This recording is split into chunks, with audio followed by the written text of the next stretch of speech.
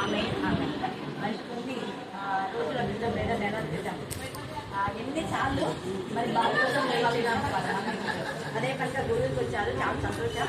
కరుణాపీఠంలో మీ అందరి కోసం ప్రే చేస్తున్నారు. మరి శ్యాములు దేవుడు ఆ యొక్క తామరపీఠం లాగా తామరపీఠం వంక అది ఎంతగా గ్రోత్ అంటే మిగతా చెట్లకు అంతే కూడా అది గ్రోత్ ఎక్కువగా ఉంటుంది. కారణం ఒకటే నీటి లోపల ఉంటుంది కాబట్టి. మరి ఆ ఆంటీ బట్టి గురువు ఆంటీ చాలా చిన్నప్పటి నుంచి మాకు నేర్చుకున్నాను. రోజు మాటిగా చాలా మంది ప్రేమించారు. మాకు నమ్మలేదు కాబట్టి ఒకలాగా మా బలాభివృద్ధి నొందుచు ప్రయాణము చేయుదురు. వారిలో ప్రతివాడును సియోనులో దేవుని సన్నిధిని కనబడును. యెహోవా సైన్యములకు అధిపతి వగు దేవా, నా ప్రార్థన ఆలకింపము. యాకోబు దేవా, చెవియొగ్గుము. దేవా, నా కేడమా, దృష్టి ఇంచుము. నీవు అభిషేకించిన వాని ముఖమును లక్షింపుము. చాలు. దేవుడి వాక్య భాగం దీవించి ఆశీర్వది. యోధుల గ్రంథము 1వ అధ్యాయము 7 నుంచి 12 వచనాలు చదువుతున్నాం. లెక్కలేని బలమైన జనాంగము నా దేశం మీదికి వచ్చి ఉన్నది. వాటి పళ్ళు సింహపు కోరల వంటివి, వాటి కాడు ఆడు సింహం కాడు వంటివి. అవి నా ద్రాక్ష చెట్లను పాడు చేసి ఉన్నవి, నా అంజూరం చెట్లను తృప్తినీరుగా కొరికి ఉన్నది. బెరడు ఒలిచి వాటిని పారవేయగా చెట్ల కొమ్మలు తెలుపాయను. పెనిమిటిపోయిన యవనరాలు గోనెపట్ట కట్టుకొని అంగలార్చునట్లు నీవు అంగలార్చుము.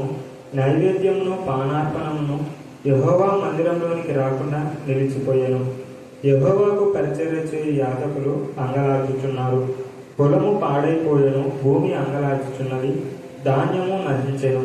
క్రొత్త ద్రాక్షరసం లేకపోయెను, తైల వృక్షంలో వాడిపోయెను. భూమి మీది పైరు చెడిపోయెను. గోధుమ కర్రలను యావల కర్రలను చూచి సేద్యగానులారా సిగ్గునందుడి. ద్రాక్ష తోట కాపరులారా రోదన చేయుడి. ద్రాక్ష చెట్లు చెడిపోయెను, అంజూరపు చెట్లు వాడిపోయెను.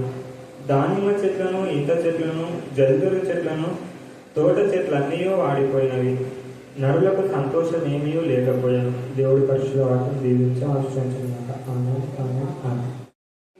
మీ కృపా ప్రేమ మహదేశం బట్టి మా ఆయన ప్రశస్తమైన మీ సన్నిధానంలో ఎంత స్థుతించా కూడా తక్కువైనా ప్రభా. ఈరోజు ఎన్నో సంవత్సరాలుగా దేవా ఈ ప్రాంతంలో మీకు మహిమకరంగా వాడుకున్నారు. అక్కడ నుండి ఆ ఉపాధ్యాయులను తండ్రి ఉద్యోగస్తులు అందరినీ దేవా కలవడానికి మీరు ఇచ్చిన కృపను తండ్రి వారిచ్చిన ప్రార్థన విన్నప్పుడు అన్నీ కూడా ఈ కరుణాపీఠంలో ఎత్తిపడుతున్న ప్రతి ఒక్క కుటుంబాన్ని మీరు కనికరించమని ప్రార్థిస్తున్నాం. వచ్చిన అనేక కుటుంబాలన్నిటిపైన మీరు గాయపడినటువంటి ఉంచండి. మరి మా తల్లి దేవా రేపటి నాన్న డాక్టర్ ప్రశాంత్ స్టీవెన్ వారి యొక్క కుమారుడి వివాహం కూడా మహిమకరంగా ఘనంగా మర్యాదగా పరిశుద్ధంగా మీరు జరిపిస్తున్నారు. అందుకు మేము స్తుతిస్తున్నాం. వచ్చే బంధువుల సంబంధికులు కాపర్లు అనేక మంది వచ్చి నేను కనపరచడానికి మీ కృపాన్ని దయచేయమని ప్రార్థిస్తున్నాం. గ్రీటింగ్ చెప్పే కాపర్లు, మెసేజ్ చెప్పే కాపర్లు, ప్రార్థించేవాడిని, వాక్యం చదివే భక్తులు కూడా మీ జ్ఞానాత్మకం లేనిపడే ప్రోగ్రాం దేవా పేపర్ మీకు మహిమకరంగా తయారవడానికి మీ కృప దయచేదాకా చదవన్న లేఖన భావన ఆశించి విరిచి మా అందరి జీవితాల్లో మీరు ఫలింపచేయదు కాక. ప్రత్యేక రీతిలో వాక్యం చెప్పిన ఈ వీళ్ళందరినీ కూడా మీరు ఆశీర్వదించిన ఎంత స్థుతించినా కూడా తక్కువే ప్రభా. స్తోత్రం నాయన, మిగే స్తోత్రం, మిగే స్తోత్రం, మిగే స్తోత్రం, మిగే స్తోత్రం, మిగే స్తోత్రం, మిగే స్తోత్రం, మిగే స్తోత్రం. ఈ బిడ్డల యొక్క వాక్యాలు ప్రార్థన అనేక జీవితాలు కట్టుంది, వారి జీవితాలు కట్టబడదు కాక. వీళ్ళు ఏ ఒక్కరు పడిపోకుండా మీ కృపాస అందరు మీరే వారు చేపట్టుకుని గైడ్ చేయమని ప్రార్థిస్తున్నాం. దేవా వారు మిమ్మల్ని పట్టుకుంటే ఎప్పుడైనా వదులుతారు ప్రభా, కానీ మీరే ఇవిడందరినీ కూడా పట్టుకోమని ప్రార్థిస్తున్నాం. మీరే తండ్రిగా ఆదరణకర్తగా, ఆశ్చర్యగా, ఒక మంచి స్నేహితుగా, ఒక మంచి నాయకుగా, గైడ్గా, కాపరిగా, నా ప్రభ నా తండ్రి సహాయకారిగా, మధ్యవర్తిగా, లాయర్గా, న్యాయాధిపతిగా, ఒక డాక్టర్గా ఉండి నా ప్రభ వారి ప్రతి అక్కర ఔషధం ఇచ్చే ప్రతి అనారోగ్యం నుంచి మీరు విడిపించండి. మానసిక వేదన మీరు లయపరచమని మమ్మను మా ఆత్మను మీ చేతులకే సమర్పిస్తూ ఏమేళ్ళ మాకు కూడా పూర్ణ ఆరోగ్యం, పూర్ణ బలం, పూర్ణ శక్తి దయచేయమని నజరేయునామమున ప్రార్థిస్తున్నాం తండ్రి. ఆమేన్, ఆమేన్, ఆమేన్. హల్లెలూయా. అంశం ఏంటంటే నైవేద్యంలో పానార్పణను మందిరంలోకి రాకుండా నిలిచిపోయాడు. ఏం చెప్పండి? నైవేద్యము పానార్పణం. ఏంటి చెప్పండి? మళ్ళీ చెప్పాలా? నైవేద్యం అంటే ఏమి, పానార్పణం అంటే ఏమి? తెలిసిన వాళ్ళు చెప్పండి. స్తుతి చేయడం నైవేద్యం. Very good. స్తుతి చేయడం, పాడడం, దేవుని మహిమపరచడం, గణపరచడం, కొనియాడడం, దేవుని ఆనందపేట, సాక్షులు, ఇవంతా నైవేద్యం. దేవునికి ఇచ్చేది నైవేద్యం. అంటే హిందువులు అయితే నైవేద్యం అంటే వాళ్ళకి బాగా అర్థమవుతుంది. నైవేద్యం అంటే వాళ్ళు ఏమంటారు, దీపారాధన పెడతారు దేవునికి, అంటే ఆయిల్ వేసి నైవేద్యం చేయడం అంటుంటారు. అదే బ్రాహ్మణ్స్ అయితే నెయ్యితో చేస్తారు నైవేద్యం. పూజా పునస్కారాలు అంటుంటారు. నైవేద్యం అంటే దేవునికి నైవేద్యం పెట్టాలని, నైవేద్యానికి కావలసిన ఆహార పదార్థాలు ఖచ్చితంగా చేసుకుంటారు వాళ్ళు. అది గోధుమ పిండితోనే చేయాలి. భక్షాలు నైవేద్యం పెట్టినాము దేవునికి, మేమేం దేవునికి నైవేద్యం పెట్టలేదులే, ఇది మీరు తినొచ్చు అని మనల్ని అంటుంటారు. ఇది వద్దు, మాకు దేవునికి పెట్టినారు కదా మీరు అంటే, లేదు లేదు ఇది పెట్టలేదు, దేవునికి పెట్టింది వేరే, మాకు మేమే తింటాము, లేకపోతే వేరే వాళ్ళకి ఇస్తాము, కాబట్టి మీరు తినొచ్చు అంటుంటారు. ఇక్కడ మనకు వాక్యానుసారమైన నైవేద్యం ఏంటంటే, అక్కడ మన పెదవులే మీకు అర్పించవలసినటువంటి అర్పణ నైవేద్యం ఏంటంటే, మా పెదవులే దేవ అంటారు చాలాసార్లు. మా పెదవులు మాకున్నాయి, నీకు నైవేద్యం అర్పించడానికి బలులు ఇక్కడ మేము తేలేదు, లేదా జంతువులు మేము తేలేదు, పశువులను తేలేదు, పక్షులు తేలేదు, కానీ మా పెదవులే ఉన్నాయి ప్రభా. ఆ పెదవులతో అంటే ఏ పెదవులతో మనం దేవుని స్తుతిస్తే దేవునికి ఇంపైన శ్వాస యాగం గల నైవేద్యం చెప్పండి. పరిశుద్ధమైన పెదవులు. ఎందుకంటే యెషయా 6వ అధ్యాయంలో యెషయా అంటాడు, అయ్యో ప్రభువా, అపవిత్రమైన పెదవులు గల జనుల మధ్య నేను నీ దాసులను చేస్తున్నందుకు నా పెదవులు ఏమైపోయినాయి, నేను స్తుతించలేకపోతున్నా అని. అదే ఎప్పుడైతే పశ్చాత్తాపన్నాడో, రిపెంటెన్స్ చాలా చాలా దేవునికి ఇష్టం. సాక్ష్యం అన్నా దేవునికి ఇష్టం, పశ్చాత్తాపం అన్న దేవునికి ఇష్టం. ఇక మీద పాపం చేయకుండా దేవుని కోసం జీవించడం అంటే దేవునికి ఇష్టమైన నైవేద్యం ఇదే. దేవునికి ఇష్టమైన నైవేద్యం ఏంటంటే, మన హృదయ పూర్తిగా దేవుని ఆరాధించడం, స్తుతించడం, మహిమపరచడం, గణపరచడం, కొనియాడడం, అది నైవేద్యం. మనం ఇవన్నీ మనం చేస్తున్నామా ప్రశ్న వేసుకోవాలి. అయితే ఇవన్నీ కూడా ఏమైపోయినా దేవుని స్తుతించడం సరిగా ఆత్మతో సత్యంతో స్తుతించడం లే, కాబట్టి నైవేద్యం సరిగా లేదు. దేవుని ఆత్మతో సత్యంతో ఆరాధించడం లేదు, స్తుతించడం లేదు, ఆరాధించడం లేదు. దేవునికి మహిమకరమైన విధానంలో మన యొక్క డీడ్స్ అంటే మన క్రియలు లేవు. మన సొంత భక్తి, సొంత కుయుక్తులతో మనం చేస్తున్నాం. భక్తి లేదు కానీ కుయుక్తుంది. అలాగా భక్తి లేని జీవితం కుయుక్తితో చేసేది దేవునికి ఇష్టమైన ఇంపైన శ్వాస యాగం కాదు. అది దేవునికి అంగీకరించవలసినటువంటి నైవేద్యం కాదు, అర్పణ కూడా కాదు. అయితే యేసయ్య దేవునికి ఇష్టమైన అర్పణ చేశాడంట. అది నైవేద్యం అంటే మనం చేసిన నైవేద్యాన్ని దేవుడు అంగీకరిస్తే అది ఇష్టమైన అంగీకారమైనటువంటి నైవేద్యం. అలాంటి నైవేద్యము మందిరంలోకి లేదంట. యేసయ్య ఇష్టమైన నైవేద్యం చేశాడు. ఏది? దేవుడు అంగీకరింపవలసిన నైవేద్యం చేశాడు. చేసి చూపించి ఇలా మీరు చేయండి అన్నాడు. ఏది? ప్రభు వల్ల రొట్టె. ఇంకా ఇంకా సింపుల్ క్వశ్చన్. సిలువలో బలియాగం. Very good. ఇంకా మహారోదనంతోనూ కన్నీళ్లతోనూ తన మరణం నుంచి అప్పగించగల వానికి, మరణం తప్పించగల వాడిని ఆయన ఏం చేశాడంటే, రోదనం, మహారోదనం అంట, వేదనతో కన్నీళ్లతో ఆయన యాచనలు ప్రార్థనలు అర్పించినందుకు అంగీకరించబడింది, నైవేద్యం అంగీకరించబడింది. అయితే శరీరమే నైవేద్యం, మరి మన శరీరం కూడా నైవేద్యంగా అర్పించాలి. ఎలాగా? ఏసే శరీరము దేవునికి ఇష్టమైన ఇంపైన శ్వాస యాగల నైవేద్యంగా అంగీకరించినాడు దేవుడు. మీరు హెబ్రీ 5వ అధ్యాయం చదువుకుంటే 7లో అక్కడ ఉంది, మీరు తర్వాత చదువుకోండి. ఇప్పుడు మనము ఏ విధంగా చేస్తే దేవునికి ఇంపైన శ్వాస యాగంగా ఉంటుంది? పరిశుద్ధమైన పెద్దలు ఉన్నారు. ఇంకా ఇంకా త్వరగా ఇంత సింపుల్ క్వశ్చన్ చేస్తే రోమా 12 చదవండి. రోమా 12:1-2 వచ్చినారు.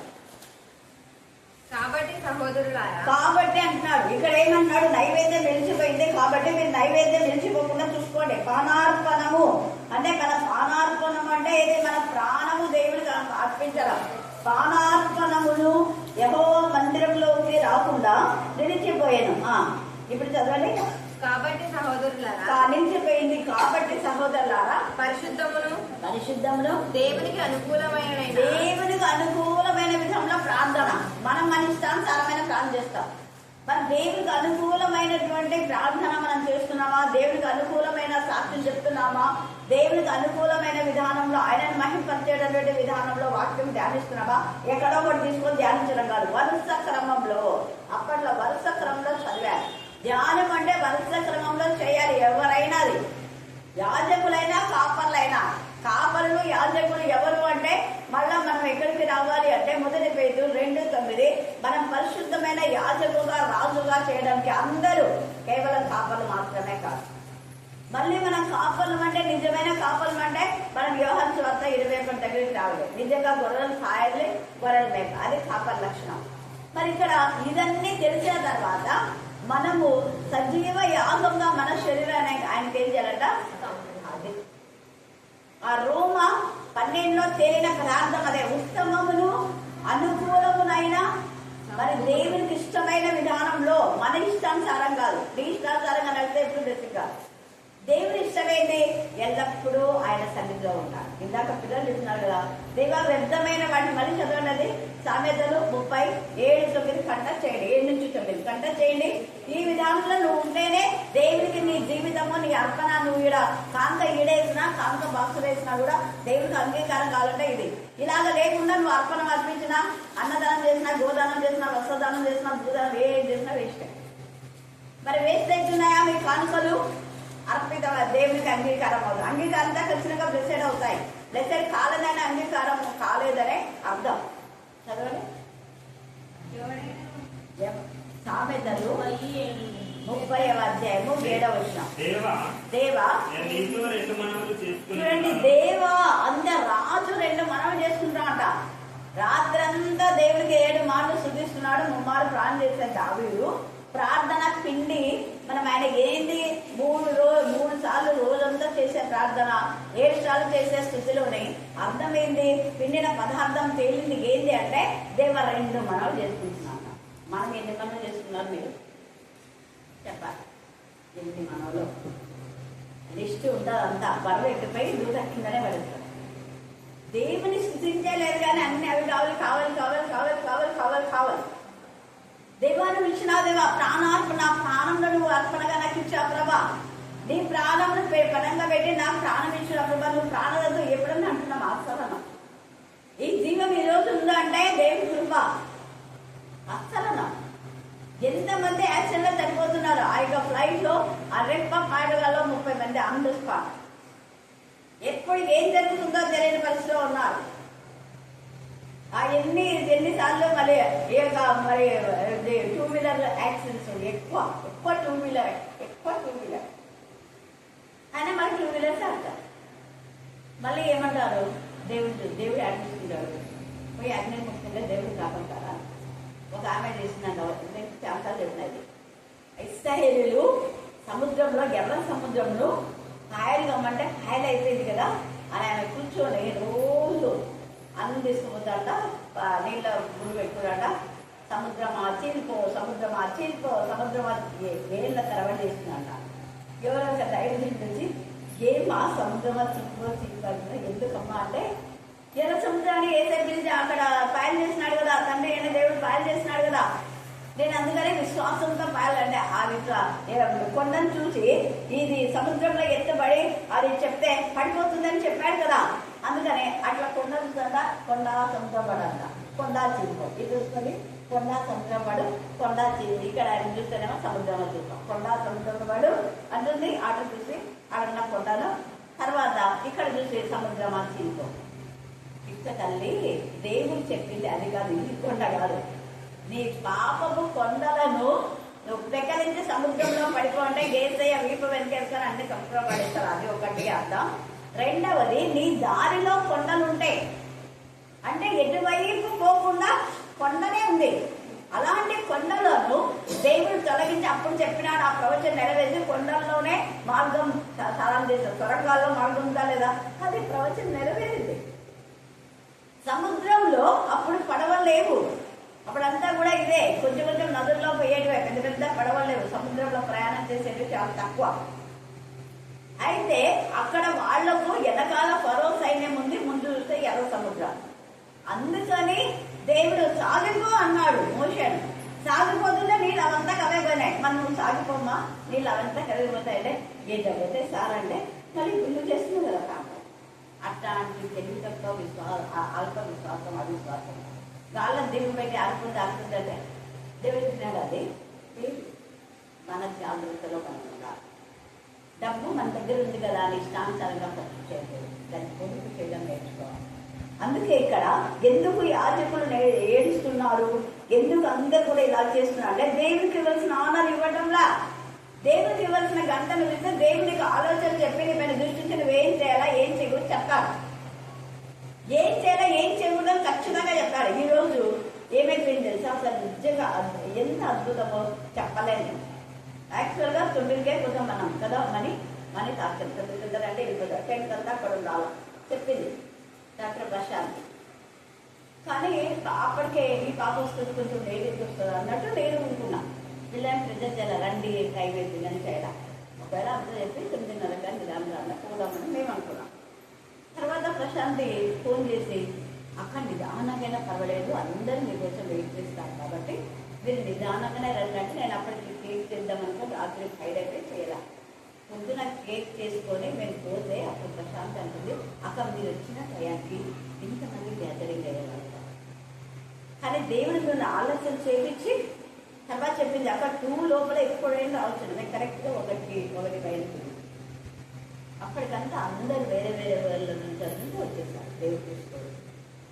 అంటే ఎందుకు లేని వాటి చెప్తున్నా, కొన్నిసార్లు దేవుడు తన చిత్తానుసారంగా ఆయన ఆలోచన చేస్తాడు. రేపు పోలు ఆల్రెడీ నేను 8:30కే తయారైపోయి కూర్చున్నాను.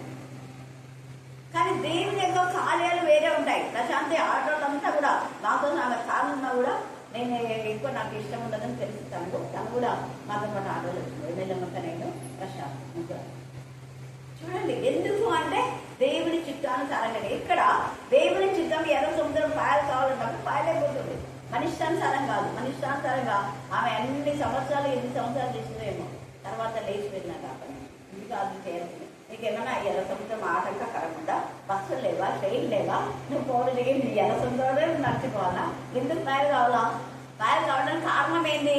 దానికి వాళ్ళకి అంత విశ్వాసం ఉంది, నాకు కూడా ఎంత విశ్వాసం ఉందో నా విశ్వాసాన్ని నేను పరీక్ష చేసుకోవాలని కూర్చున్నాను సార్ అంటున్నాను. ఇది కాదు పరీక్ష, ఇది పరీక్ష కాదు. నీ బతుకులో ఉండే పరీక్షలను ఎదుర్కో. నీ బ్రతుకులు అనేక పరీక్షలు ఉన్నాయి, వాటిలో విజయాన్ని పొందుకు. ఇది కాదు విజయం. సాధించాలని చెప్పి ఇలా కూర్చొని అవివేకంగా సాధించడం కాదు. అందుకని యాజకులు ఎందుకు అంటే వాళ్ళు ఇప్పుడు ఏడుస్తున్నారు, ఎప్పుడో ఏడవలసిందే. మందిరంలోకి సరిగా ఆత్మ రాలేదంటే అప్పుడే ఏడవాలి. అప్పుడు ఏడవకుండా నైవేద్యంలో పానార్పణములు యెహోవా మందిరంలోకి రాకుండా నిలిచిపోయాను అని వీళ్ళు యాజకులు రాస్తున్నారు. ఎందుకు అంటే నైవేద్యానికి పశువులన్నీ తెస్తారు, తిండి కావాలి కదా వీళ్ళకు, కడుపు నిండా. వాళ్ళు వచ్చి అపరాధ పదార్థ బలి, నైవేద్య బలి, దహన బలి, సమాధాన బలి అన్ని బలులు అనిపిస్తుంటే ఆ కొవ్వు ఆ మాంసం అంతా తిని బాగా కొత్త బలి బాగా దేవా హల్లెలూయా స్తుతి మహిమని. ఇప్పుడు యాడుంది లేదు, ఎవరు తేవడం లేదు. పానార్పణం అంటే ద్రాక్షారసం కూడా తెచ్చారు, వీటితో పాటు ద్రాక్షారసం కూడా తేవాలి. అవన్నీ లేవు కాబట్టి యాజకులకు ఏమైంది, కడుపు నిండటంలా ఆకలి అవుతుంది. అందుకనే అందరూ వస్తున్నారు. ఇలాగున్నామా కాపలమైన ప్రజలు దేవుని మందిరానికి రాలేదే అని దేవుని ఘనపరచాలి. ఎందుకు రాలేదనే కారణం తెలుసుకొని అంగలార్చడం లేదు. వీళ్ళు ఎందుకు అంగలారుస్తున్నారంటే తినడానికి తిండి లేక. అందరు యాజకులు వాళ్ళు కొంతమంది యాజకులు అయ్యో దేవుని మందిరానికి వీళ్ళు వచ్చి అర్పణ అర్పించడం లేదు, హృదయపూర్తిగా దేవుని ఘనపరచడం, మైంపరచడం. మందిరాలన్నీ కూడా ఖాళీ అయిపోతున్నాయి. కొన్ని మందిరాలు నింపబడుతున్నాయి, కొన్ని మందిరాలు కాలేదు. నింపబడిన ఆ యొక్క మందిరాలన్నీ ఆత్మలు ఉన్నాయి, కానీ అవి దేవునికి ఇష్టమైన ఆత్మలు కావు. దేవునికి ఇంపైన శ్వాస యాగం గల జీవితాలు కావు. ఆ జీవితాలు 100 మంది 1000 మంది వస్తున్నారు, కానీ దేవునికి ఇష్టమైన అర్పణ అర్పించే సజీవ యాగంగా ఆయన శరీరం సమర్పించేటటువంటి ఆత్మ లేరక్కడ. అందుకని కొంతమంది యాజకులు కూడా తింటారు, మందిరం కట్టించుకున్నామక్క కానీ ఆత్మ రాకుంటుందని ఒకరిచే కాపలు. ఈరోజు జాస్వన్న వాళ్ళ చర్చి ఆయన టెర్రస్ వేసినారు, అందుకు కూడా మీరు దేవుని స్థుతించారు. టాప్ వేసినారు అన్నమాట ఈరోజు. తర్వాత చూడండి ఇక్కడ ఏమన్నాడు, అందుకే యెహోవా మందిరంలోకి రాకుండా నిలిచిపోయిన యెహోవాకు పరిచయం చేసి యాజకుడు అంగలార్చున్నారు. పొలము పాడైపోయింది. ఏం పాడైపోయిందంటే మళ్ళీ చెప్తారా, పొలం అంటే ఏమి? సంఘం, మందిరమే. అంటే పొలము అంటే ఆ కట్టినటువంటి చర్చిలో ఉన్నటువంటి వ్యక్తులే. అందుకే పొలం ఏమైపోయింది, పాడైపోయిందంట. తర్వాత ఏమంటున్నారు చూడండి, భూమి అంగలార్చుచున్నది, ధాన్యము నశించదు. ధాన్యం అంటే ఎవరు? మనమే. అంటే ఈమె ఫలించే ధాన్యం లేదు. తాలుగింజలు అన్ని, తాలుగింజలు ఏమైనా ఫలిస్తాయా? ఏం ఫలించదు. 4,000 మంది వచ్చినారు మందిరానికి, కానీ ఒక్క గింజన్నా వేరే ఆత్మను తీసుకురాలా. ఫలించాలంటే వేరే ఆత్మను తీసుకురాలా. నీకు దేవుడికి ప్రాణం ఇచ్చాడు, కానీ నువ్వు ఎన్ని ఆత్మలు అనిపించావు, ఖచ్చితంగా ఫలితావు. నీకు ఇచ్చే జీవితాన్ని బట్టి, కరోనాలో ఎప్పుడో చనిపోతున్న నీకు దేవుడు జీవం ఇస్తే, నీ జీవాన్ని బట్టి మరి ఒక్క జీవనాన్న దేవుడి మందిరంలో తీసుకున్నావా? అది వాళ్ళకు వాళ్ళే ఉన్నారు. ఏం ఫలించాలి ఆ విత్తనం? ఆ విత్తనంలో ఏం ఫలాలే లేవు. అందుకని ఏమైపోతుంది చూడండి, భూమి అంగలార్చునే ధాన్యం నశించింది ధాన్యం. ధాన్యం ఎంత బాగా భూమిని తవ్వి ఎంత చేసినా కూడా వాళ్ళు నశించే జీవితంలోనే ఉన్నారు. వారి బ్రతుకులు దేవుడికి మహిమకరంగా ఆశ్చర్యకరంగా లేవు. నశించే జీవితంలోనే, అంటే నరకానికి రెండవ మరణం పాలయ్యే జీవితంలోనే ఉన్నారు. నశించేదనే ఉన్నారు. నశించేది నాశనపుతో మాత్రమే. అంటే సంఘానికి వచ్చే వాళ్ళంతా ఎవరు ఉండే నాశనం చేసేది. ఎవరంటే చెప్పండి, మళ్ళీ చెప్పాలా? ఎందుకు నాశనం చేస్తుంటే వాళ్ళు ఒకరు బాగుపడడానికి దేవుడు సృష్టించాడు. ఎంతసేపు మమ్మల్ని కాపాడు, మా బిడ్డలు కాపాడు, మా కొడుకులు కాపాడు, వాళ్ళకు ఉద్యోగం, వీళ్ళకి ఉద్యోగం, మా పిల్లలు బాగా, ఇదే ఇంకా. వేరే వాళ్ళ కోసం వాళ్ళు భారం భరించారు. వేరే వాళ్ళకు ఉపయోగకరంగా లేని జీవితం అంటే ఫలించని జీవితమే. నీకు ఇచ్చిన రక్షణలో ఎంత ఆత్మలను సంపాదించేవాడు దేవుడు అడుగుతా. అందుకని ఇక్కడ నశించేదను అంటున్నాడు. కొత్త ద్రాక్షలు అంటే కొత్త వాక్యం చెప్పడంలో వీడు చెప్పిన పాడనే పాడేసి వల్ల దాసరి అని. అందుకని అంటున్నారు, విని మా చెవులు ఇదైపోతున్నాయి ఆంటీ అంటున్నారు. చూడండి, కొత్త ద్రాక్షారసం దేవుడిని అడుగు, దేవుడి ఇస్తాడు కొత్త ద్రాక్షారసం. కానా అనే ఆ యొక్క ఊళ్ళో మరి ఏసై ఉన్నందుకు అక్కడ ఏమొచ్చిందంట, కొత్త ద్రాక్షారసం శ్రేష్టమైంది. ఎవరు ఇలాంటి ద్రాక్షారసం ఇంతమంది పెళ్లి చేశారు, కానీ ఎక్కడ నేను ఇలాంటిది తాగలేదు. ఇక్కడ తాగుతున్నామని ఆ యజమాని ఎంతగానో వాపోయి దేవుని అంటే ఆయనగా అయిదాం కావచ్చు, కానీ అడుగుతున్నాడు, ఎక్కడ తెచ్చారు. వాళ్ళకు కూడా అక్కడ ఏమో తెలియదు, నాకు కూడా తెలియదు. తెచ్చిన వాళ్ళకే వాళ్ళు ఏమన్నారు, మాకు తెలియదు, ఏసై చెప్పింది మేము తెచ్చినాం, నీళ్ళు నింపమని నింపినా తీసుకురామని తీసుకొచ్చినాం. అది ఏసైకు తల్లి మరియకు శిష్యులు అక్కడ తెలుసు. దేవుని కార్యాలు అందరికీ అన్నారు. ఎవరు చెప్పినా నంబర్ 1 కాబట్టి వాళ్ళు కూడా దేవుడు తెలుసు అంటున్నారు. అందరు శిష్యులు మేము నీళ్ళు అయ్యా నింపినాము, ఏసే నీళ్ళు తీసుకుపోయి ప్రధాన మరి ఆ వ్యక్తుల దగ్గర తీసుకుపోండి, అధికారి దగ్గర తీసుకోమంటే మేము తెచ్చామంటే తెప్పించాడు. అది ఇంకేమన్నా నీళ్లు తీసుకొని వస్తే ద్రాక్షరసం ఎట్లా పడుతుంది, వాళ్ళకి అర్థం కాదు. అందుకని దేవుడికి తెలుసు.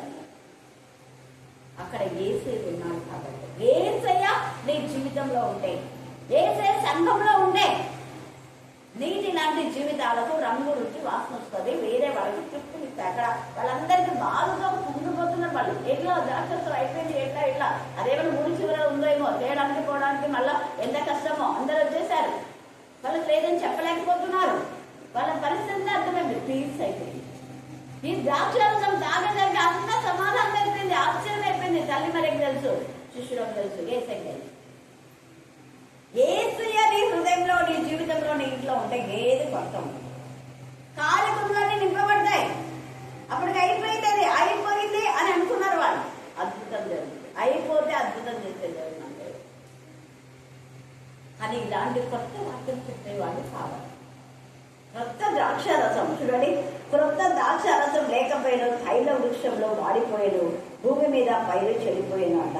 గోధుమల కర్రలను ఎవల కర్రలను చూసి సేద్యగాండాలా సిగ్గునంతుడే. సేద్యగాండ్లు అంటే కూడా కాపరులే. కాపరన్నా కాపర్లే, సేద్యగాండ్లు అంటే కూడా కాపరే. ఒక ఏ తండ్రి అయిన దేవుడు అంటాడు, నేను మంచి కాపరిని అంటాడు. ఇంకో చోట నేను ద్రాక్ష తోటను ఎంతగానో దాన్ని పొలం సాగు చేసి శ్రేష్టమైన ద్రాక్ష వాళ్ళని తెచ్చి నేను నాటినట్టు సేద్యగాడు. సేద్యం చేసేవారు సేద్యగాడు భూమి దున్నుతాడు, రాళ్ళని తీసేస్తాడు. రాళ్ళని తీసేసి యెషయా మీరు 1వ అధ్యాయం చదువుకోండి, 5వ అధ్యాయంలో కూడా 1 నుంచి 5 దాకా చదువుకోండి. రండి మన వివాదం తీర్చుకుందాం. నీ పాపం రక్తంలాగా ఎర్రగా నేను కడుగుతానని చెప్పాను కదా. మరి మీకు సమ్మతిస్తే భూమి యొక్క మంచి పదార్థాలు మీరు తింటారు. మీరు సమ్మతించలేదు, అందుకే చెడ్డ. అందుకే మీకు ఫలించలేదు, వేరే వాళ్ళకు కూడా మీరు ఉపయోగం. ఎవరికి ఉపయోగం లేని భక్తులు ఎందుకు చెప్తున్నాను చూడండి.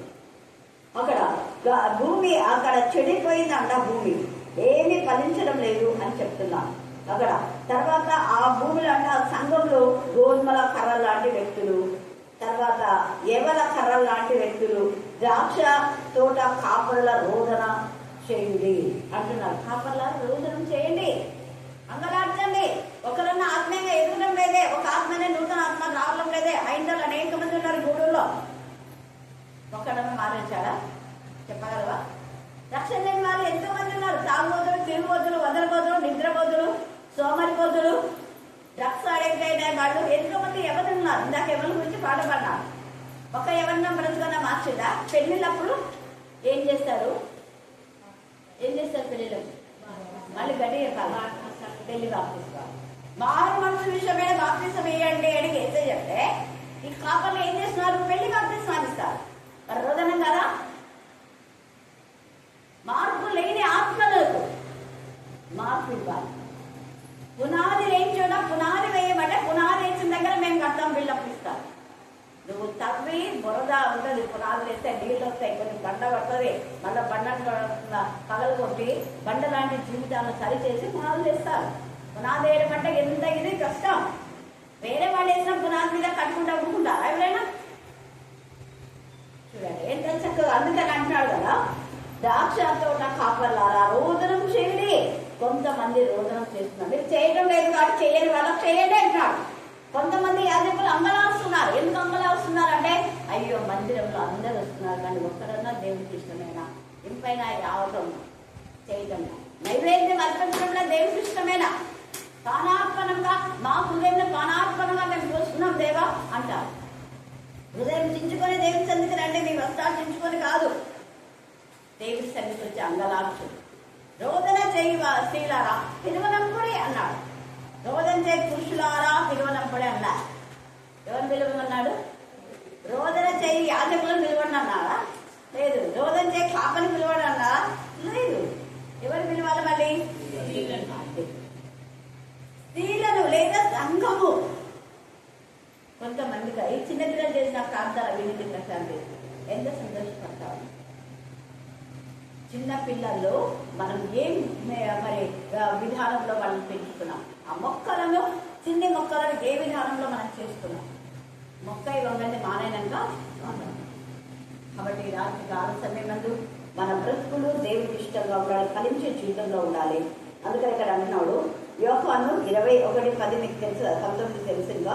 ఇర్మియా 17వ అధ్యాయము 5వ వచనం చూస్తే వర్షం లేని సంవత్సరం చింతనంలో సామానులు వీళ్ళంతా ఇవన్నీ ఎందుకు ఫలించలేదంటే వర్షం లేదు అంటున్నారు. వర్షం అంటే కాపులు సరైన మీద మనం పెట్టడం లేదు అంటున్నాం.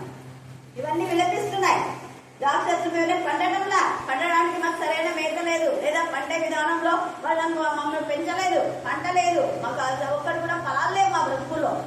కారణం కాపర్లు అలా చేస్తున్నారు. ఎండిపోయినా చేశారు, ఎండిపోయినాయి, ఉన్నవన్నీ కూడా ఎండిపోయినాయి. ఎంత బాధాకరమైన. అందుకనే దేవుడు ఒగర్స్తూ అన్నాడు, ఎంత నరుల సంతోషం ఏమీ లేకపోయింది, నరులకు సంతోషం ఏమీ లేకపోయింది.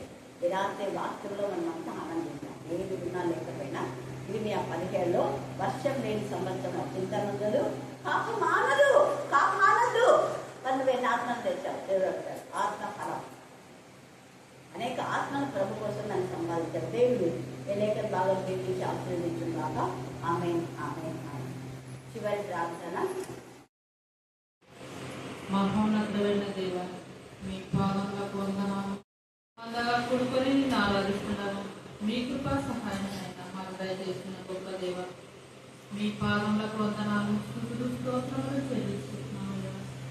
ఈ రాత్రికాల సమయంలోనైనా మాకు చెప్పిన ప్రతి ఒక్క మాటలోనైనా మీరేనైనా ప్రతి హృదయాన్నైనా నిలవేసుకునే జ్ఞానాన్ని ఎత్తినది సహాయం చేయండి.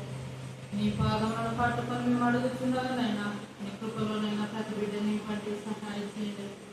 దేవా, నీ బిడ్డలైననైనా వచ్చిన ప్రతి బిడ్డనైనా నీ ఆత్మతో, నీ శక్తితో, నీ పరిశుద్ధాత్మతో నింపండి.